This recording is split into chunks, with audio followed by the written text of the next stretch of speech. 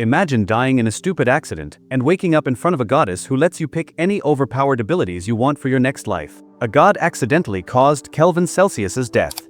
So the goddess of reincarnation gave him a new life in another world. In exchange for losing all his past memories, Kelvin got powerful new skills. He wakes up in a forest and finds a message from the goddess explaining his new world and abilities. Discovering he's a summoner, Kelvin heads to a nearby town to register as an adventurer. To avoid attention, he calls himself a green mage instead. For his first quest, he hunts blue slimes. Using his appraisal eye, he studies them and tries to weaken one with a wooden rod. After some struggle, he successfully makes a contract with a slime and names it Clotho, and they team up to defeat more monsters and earn some gold. Back in town, Kelvin notices a slave trader selling a half-elf, but moves on.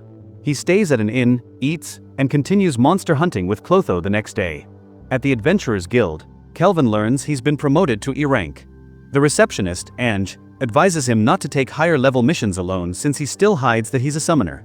She suggests he upgrade his gear before trying for D rank. Soon after, a D rank adventurer named Kastel suggests they both take on a quest to defeat the Black Ghost Knight. When Kastel tries to recruit him, Kelvin declines and instead challenges him to see who can finish the quest first. Kastel plans to ambush Kelvin with his shady teammates, but Kelvin sets traps in the castle where the monster resides. Using his skills and his evolved slime Clotho, he defeats Kastel's group. He then faces the Black Ghost Knight, whose real name is Gerard. After learning about Gerard's tragic past, Kelvin duels and defeats him, forming a contract with him.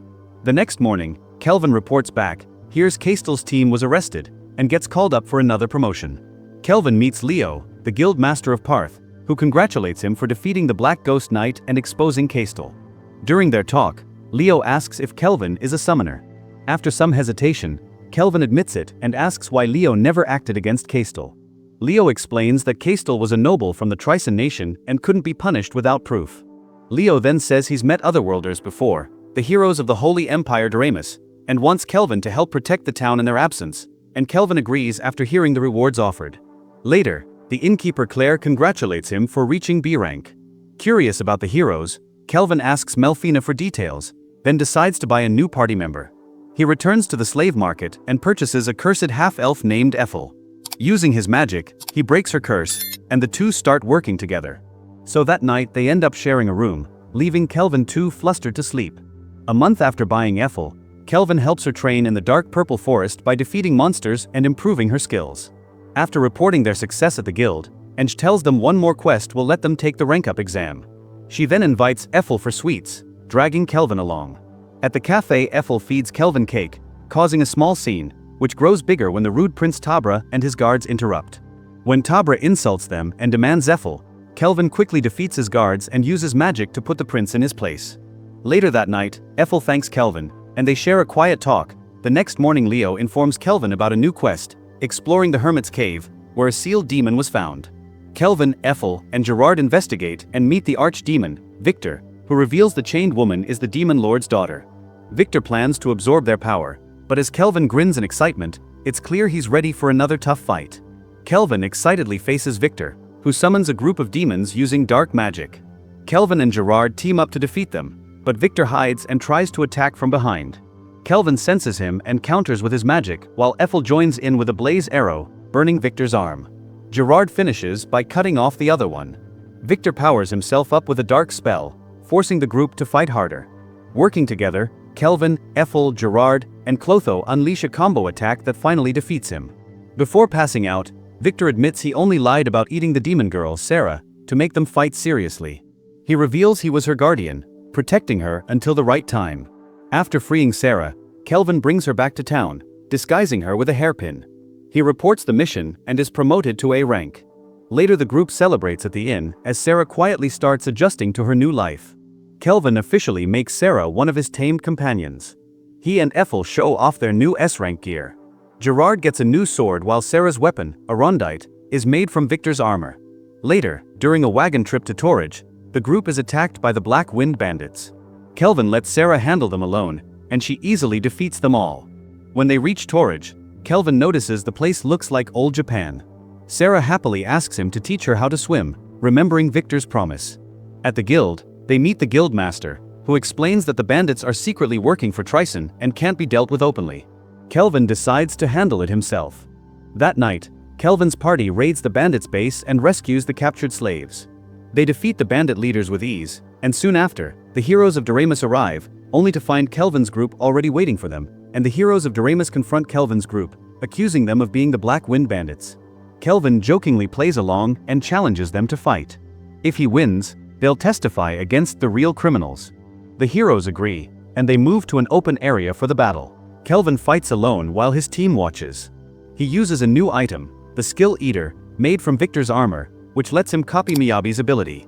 The heroes attack together using magic and teamwork, but Kelvin blocks, counters, and experiments with new spells.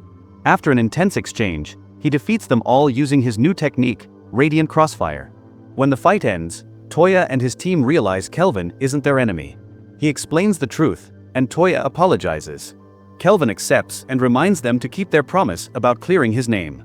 Everyone ends things on friendly terms, though slightly embarrassed when asked to strip for inspection, so Kelvin, Melfina, and a guild receptionist watch Luca, her mother and other freed slaves leave on a wagon. Melfina then asks Kelvin what he'll do next, and he says he has a fun punishment game to take care of. Meanwhile, the heroes of Doremus struggle against a giant octopus in a cave while Kelvin and his group watch and relax nearby. After the heroes finally win, everyone enjoys a picnic together and chats about how the heroes were summoned to this world. When Sarah accidentally fishes up a powerful dragon, Kelvin tests the heroes by asking how they'd handle such a threat. Satisfied with their answer, he helps Sarah defeat it. Later, Kelvin's group meets Queen Tsubaki of Torage, who thanks them and offers a reward. Kelvin simply asks for rice, which amuses her. After a small feast, she lets them use the teleport gate home. Back in Parth, Kelvin's group buys a house, hires Luca and her mother as helpers, and Melfina finally appears in her new human form. Melfina enjoys Ethel's cooking and jokes about how hard it was to find Kelvin. When Gerard asks who she is, she introduces herself and later asks everyone to call her Mel to keep things simple.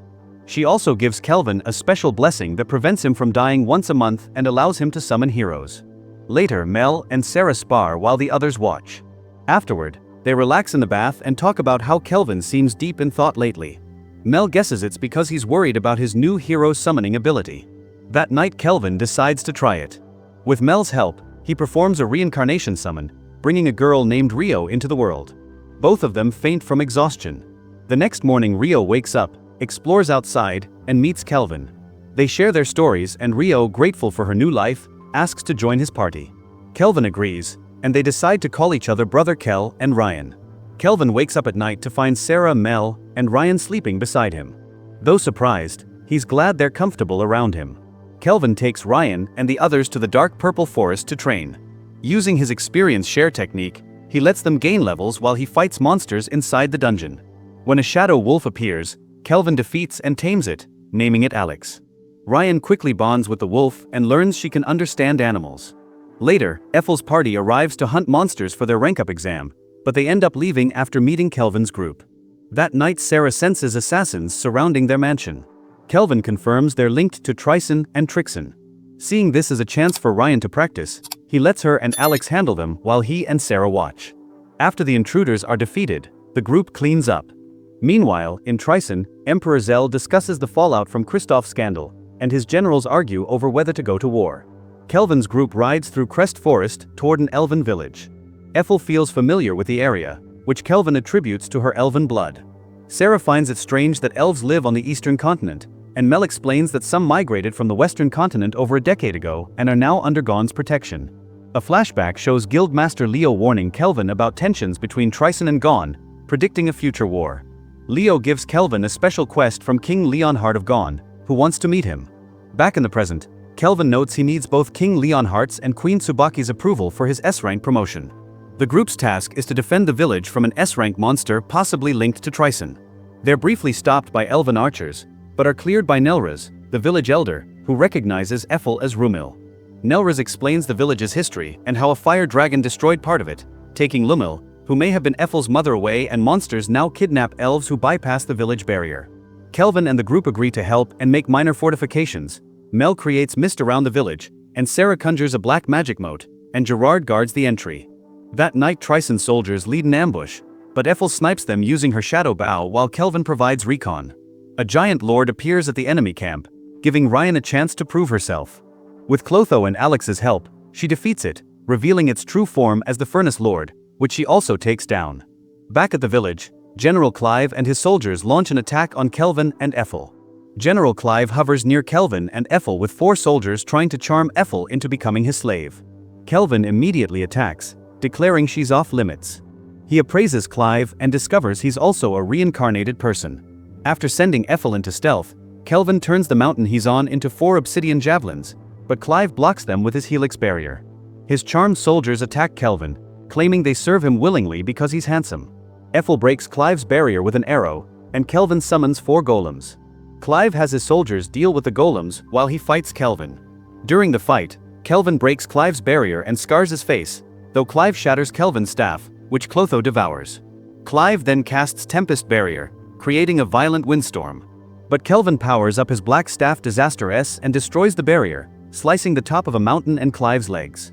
Before finishing him, Kelvin is interrupted by General Colette, who reveals she masterminded the attack on the Elven village. Colette refuses to hand over Clive, and Kelvin calls the fight a tie. So returning to the village to recover, and back at the village, they celebrate with a banquet. Ethel gives Kelvin her mother's medallion, which he attaches to her hair. She pledges to serve him for life, and he happily accepts. Leonhardt Gone, disguised as a little elf girl, informs Kelvin that he passed his S-rank exam with the official promotion ceremony and mock battles in 4 days. Kelvin is excited for the upcoming challenges. Remember to like, subscribe and drop Black Summoner in the comments, because only the real ones make it to the end of the video. Thanks for watching, and I'll see you next time.